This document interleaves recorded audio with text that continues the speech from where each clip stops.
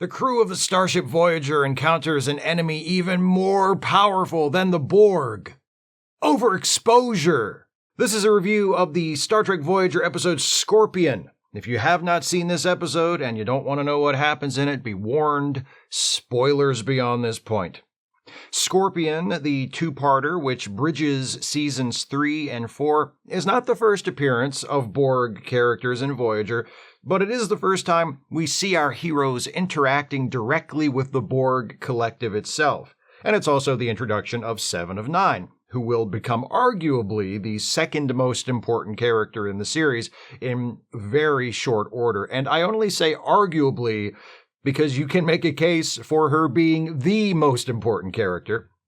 So for those reasons, I'm starting the Voyager phase of this batch of Borg episode reviews here. I do plan on getting around to reviewing every Borg episode of Voyager eventually, along with every other episode of the 6 Roddenberry and Berman era shows, but for this first batch of Borg episodes, I'm sticking with the ones I consider the most memorable or important. Cool?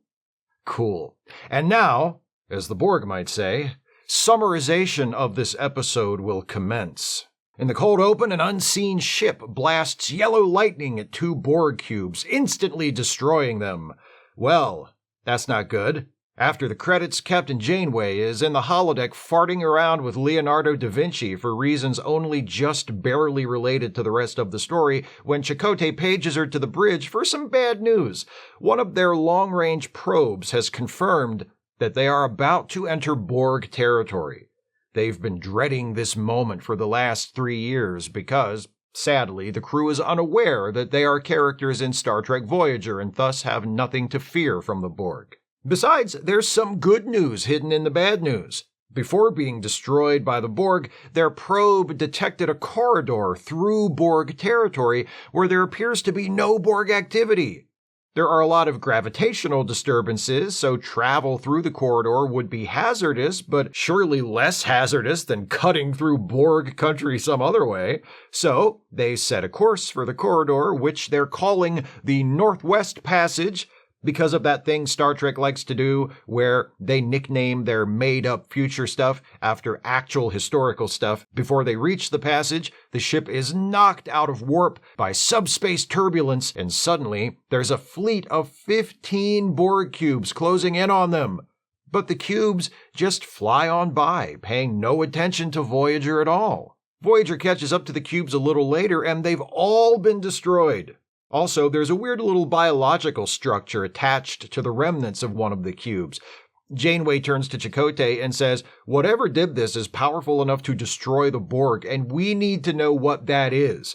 I want you to beam over to the ruins of that Borg cube with an away team to find out what that weird little biological structure is. But this is an incredibly dangerous mission, so only take 2 more of the most important officers on the ship with you." Chakotay, Tuvok, and Harry beam over to the wreckage of the Borg cube where the biological thingy is attached.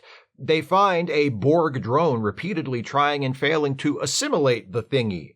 Apparently, the Borg collective lives by the motto of, if at first you don't succeed, try again, rather than insanity is doing the same thing over and over again and expecting a different result. It turns out the biological thingy is an organic space vessel, like the ones in Babylon 5, or Tin Man from one of my least favorite TNG episodes. Also, the pilot of the bioship, who has apparently been taking a stroll through the destroyed cube, is on his way back, and he is pissed. So pissed that over on Voyager, Kes has a telepathic vision of Harry being attacked and warns Janeway to get them out of there. So, Janeway has the away team beamed back, but not before the pissed-off CGI alien from the bioship takes a slice out of Harry, just like in Kes's premonition. Kes hears something else through her psychic contact with this new alien. The weak will perish. Okay, so they're not too friendly. Also, it turns out the Northwest Passage is crawling with them, so there goes that idea. B'Elanna analyzes the data the away team brought back from the Borg cube and learns that the Borg refer to these new aliens as Species 8472, that they began encountering them a few months ago, and that the Borg have decisively lost every battle against them. As a result of the wound he sustained before beaming off the cube, Harry has been infected by cells from the alien that are multiplying and slowly devouring him from the inside. The Doctor develops a possible treatment using modified nanoprobes harvested from the corpse of a Borg drone they encountered in an earlier episode, and that treatment gives Janeway an idea. She calls a staff meeting and announces that she is going to make a deal with the Borg. She will offer to give the Borg the Doctor's plan for modifying Borg nanoprobes and help the Borg develop it into a weapon capable of defeating their new enemy in exchange for safe passage through Borg territory. How will they prevent the Borg from simply attacking and assimilating Voyager to get the data they need once they know of its existence? Janeway has a plan for that, and if you're wondering whether or not it involves her being casually shitty to the Doctor, it does. She orders the Doctor to move all files related to his nanoprobe cure into his holomatrix, and if the Borg try to assimilate Voyager, she'll just delete the Doctor. Great plan, Captain. What if it was a crew member other than the Doctor who had exclusive knowledge of the cure? What if, say, Tom Paris had invented the cure and hadn't told anyone else about it? Would Janeway order Tom to keep it to himself so if the Borg tried to assimilate it, she could just kill him? She probably would, actually, which is even more messed up if you think about it because they've got kids. Anyway, everyone else thinks the plan is nuts and doomed to fail, what with the Borg being neither trustworthy nor open to negotiation in the first place, but Janeway's like, well, I'm doing it anyway. Not even Chakotay's stirring telling of the ancient parable of the frog and the scorpion, or fox and the scorpion in his version, is able to change Janeway's mind.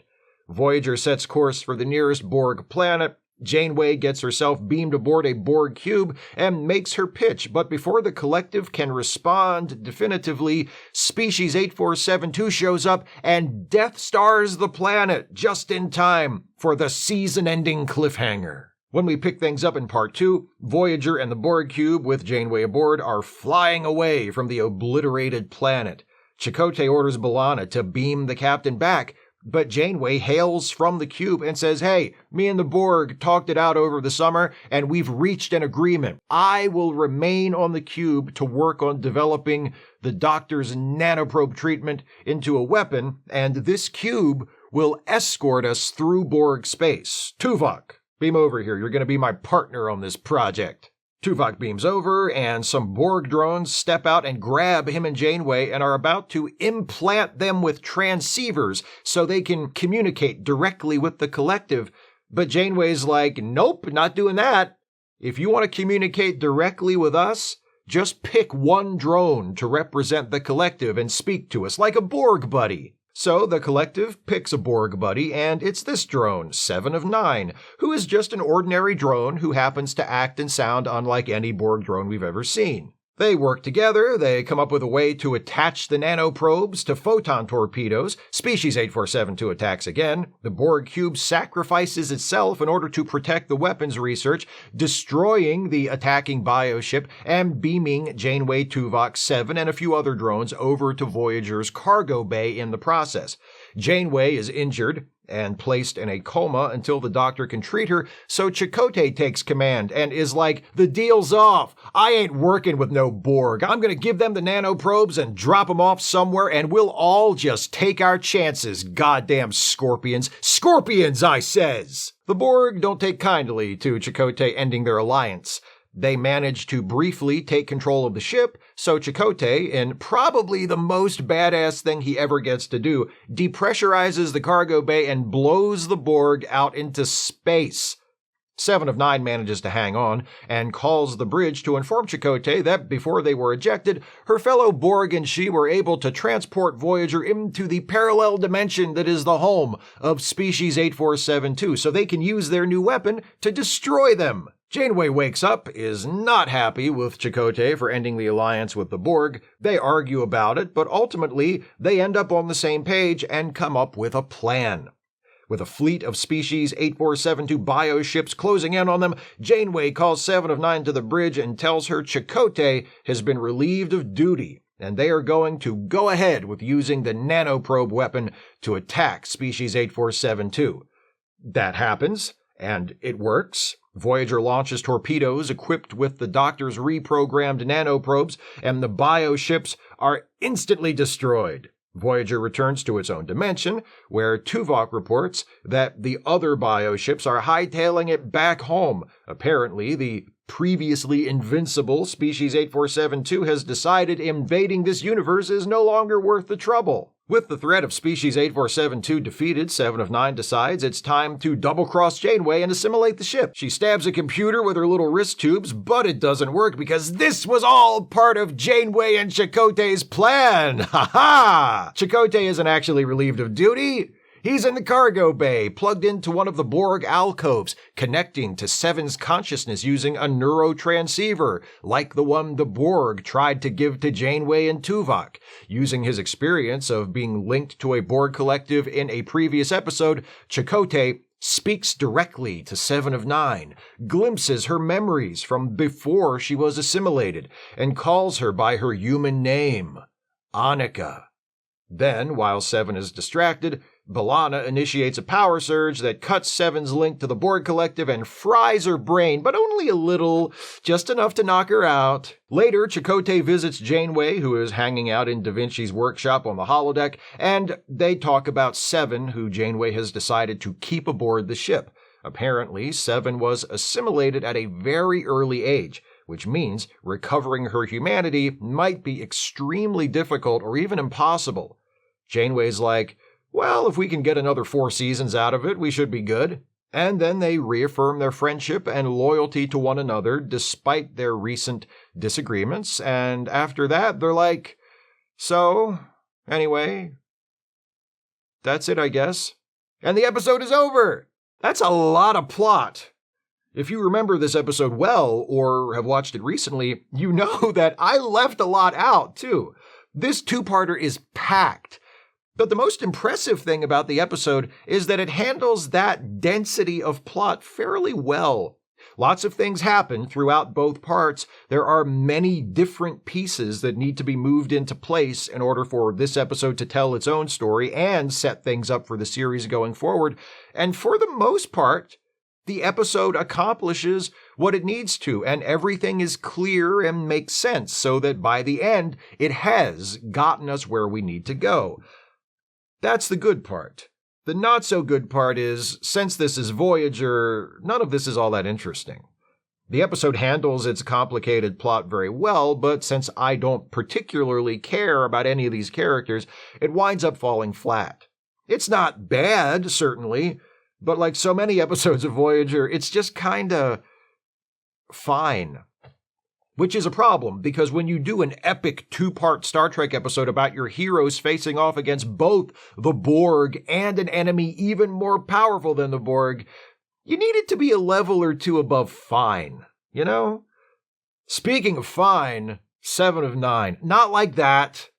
Well, I mean, yes, like that, but judging her from just this episode, there's really no indication that she will eventually become one of the strongest characters in the show. Here, in her debut, Jeri Ryan does what she can with a character who doesn't have much to do besides be present. Like I said before, she doesn't act like a typical Borg drone, even though she's supposed to be one. She has a lot more attitude and menace than the other Borg we've seen. She doesn't even attempt to mimic the intimidatingly remote monotone of the collective. She mostly comes across as grumpy and resentful at having to be here. But it could have been a lot worse, and her character does get a lot better as the series goes on, so fine. This episode not only introduces a new character, it also shows us a brand new alien species, and while I think Species 8472 is one of the more interesting ideas the creators of Voyager came up with, and has a lot of potential, a lot of that potential is squandered right away in this episode by the utter lack of restraint on the part of those creators. The problem begins with the cold open of Part 1. I know they're going for a shocking moment, the all-powerful Borg being effortlessly destroyed by an unseen foe even mightier than they are, but that shocking moment spawns some significant implications that the episode does a poor job following up on in multiple ways. As I've said in previous videos, the Borg's appeal as villains is twofold. They are truly inhuman and alien, and they are virtually unbeatable. But those strengths become weaknesses the more you use the Borg in stories, because the more often they appear, the more you as the writer have to dilute those qualities. Each time our heroes manage to beat the odds and defeat or escape from the supposedly invincible enemy, the less credible that invincibility becomes. And each time our heroes find a way to negotiate with an enemy that supposedly cannot be negotiated with, the more conventional that enemy starts to seem. The only way to avoid this problem with the Borg is to just stop using them.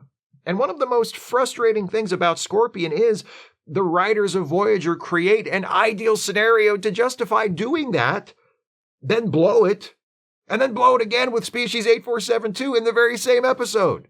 The Borg are drastically weakened in that very first scene. They are no longer the ultimate threat. There is something even more lethal than they are. But instead of having Species 8472 obliterate the Borg and then forcing the crew of Voyager to face off against that threat, the episode tries to have it both ways. Species 8472 is powerful enough to destroy the Borg, but doesn't, leaving us at the end of the episode with not one but two enemies who don't seem all that intimidating anymore, because we've just seen Voyager single-handedly defeat them both. That's what I mean by lack of restraint. We see that Species 8472 has the power to wreck entire fleets of Borg cubes and to blow whole planets to smithereens. They are such an overwhelming threat. They have the entire Borg collective running scared. And by the end of this two-part episode, the first episode in which Species 8472 has ever appeared, Voyager, by itself, is able to blow up a dozen of their bioships with a single shot. Imagine if the TNG crew's first encounter with the Borg in Q-Who had ended with the Enterprise destroying a dozen Borg cubes. Would you have been as interested the next time the Borg showed up? Just seems kind of pointless to introduce an ultimate threat, immediately give your heroes the power to easily defeat it, and then keep bringing that threat back and expecting the audience to give a shit. And not only do the creators of Voyager bring Species 8472 back after this episode, they also bring the Borg back a whole bunch more. The Borg, who our heroes are terrified of at the start of the episode and have outsmarted and escaped with, at most, moderate effort by the end. The writers make an effort at preserving the threat of the Borg despite all of this by establishing that it was the Borg who actually started the conflict with Species 8472 by invading its space and trying to assimilate it, but that doesn't really make a difference. It doesn't matter how relentless you show us a predator to be if you also show us how vulnerable they are. Never mind the rest of Voyager's Borg episodes, this two-part episode on its own is a masterclass in how to nerf your villains. Imagine if things had gone a slightly different way. Let's say the episode begins with Voyager approaching Borg territory. Everybody is nervous, but they also realize they have no choice if they want to make it home. Borg space is so big, there's no avoiding it. But when they arrive, they notice they aren't detecting any Borg activity. There's evidence that the Borg were here, but they all seem to be gone now. Then they discover the reason, Species 8472, which has invaded and all but wiped out the entire Borg collective within the last few months. What a reversal! The heroes dread facing a powerful enemy only to arrive and find that enemy gone and replaced by one even more powerful. You could still use the episode to introduce 7 of 9, have her be a drone on a wrecked Borg cube Voyager encounters or something, but think of how much better it might have been, and you always have to stress might in these hypothetical after-the-fact rewrites, if the episode had gone this way. Instead, you preserve the Borg as great villains by writing them out altogether and having them fall, not to our heroes, but to even more fearsome villains, and you leave the crew of Voyager facing off against a threat that is not only stronger than the Borg, but is also original to this show, rather than a TNG hand-me-down. And Since species 8472 isn't native to our universe, you have a built-in explanation for why they aren't showing up all the time. Maybe the crew of Voyager is able to defeat them this one time by forcing them to return to their native realm and closing off their access point, so our heroes live to fight another day, and the credibility of the bad guys remains mostly undiminished. Instead, we get this. Voyager tangles with not one but two unbeatable villains, beats them both, and flies on with barely a scratch. Kinda hard to stay invested after something like that. For me, at least. An essential part of the appeal of the premise of Voyager is that the ship is all by itself out there. No Federation, no Starfleet, just this ship, these people, and whatever resources and allies they manage to find along the way. When they're able to destroy entire fleets of Borg killers with the push of a button, they suddenly feel a lot less vulnerable. There are other things about this episode that are, if not quite good, at least not quite bad. The conflict between Janeway and Chakotay over how to handle the Borg is a nice idea and feels reasonable. I can see why both of them would take the positions they take, and each side makes sense from its own perspective. Chakotay breaking the alliance as soon as Janeway is injured introduces a bit of tension into the episode, which it needs, and their interactions in general remind us of their mutual respect and friendship, which also works to the episode's benefit. The emphasis on Janeway's desire to get her crew home being the primary motivation behind her actions is also welcome and something the series could have used more of, generally speaking. But the Janeway Chakotay stuff here mostly serves to underline how seldom we get this kind of thing in the show, and how little we've gotten to know these characters, even after 3 seasons. Also, Janeway's scenes with Leonardo da Vinci on the holodeck leave me with mixed emotions. On the one hand, I'm always glad to see John Rhys-Davies, and he makes for a fun da Vinci who is varying degrees of cantankerous and jolly depending on what mood you find him in. And the presence of Leonardo da Vinci, even if only in the form of a holodeck program, is just the sort of zany, out-of-left-field idea I love to see in Star Trek. But Janeway's scenes with Da Vinci feel like they belong in another episode altogether.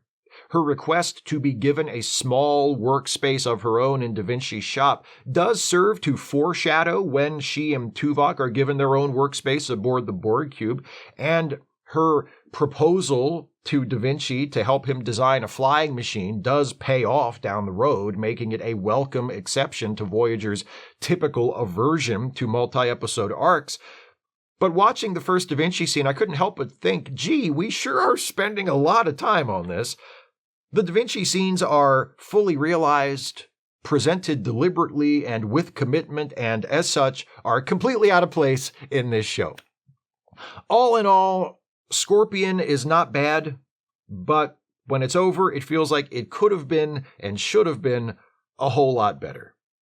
I could say the same thing about Voyager as a whole, and I do. A lot. Those are my thoughts on Scorpion. What do you think of this episode? Please share your thoughts with me in the comments. If you'd like to support this channel, and I sure wish you would if you can afford it, you can do so by becoming a patron at patreon.com/Steve Shives, becoming a channel member by clicking the join button, or by making a one-time gift by clicking the thanks button, or via PayPal or Venmo. Links are in the description. Please join me next week for another retro review. Next time, we take a look at another of the many Borg episodes of Star Trek Voyager, and another two-parter at that, Unimatrix Zero. I'll see you next week for that. Thanks for watching, and take care, everybody.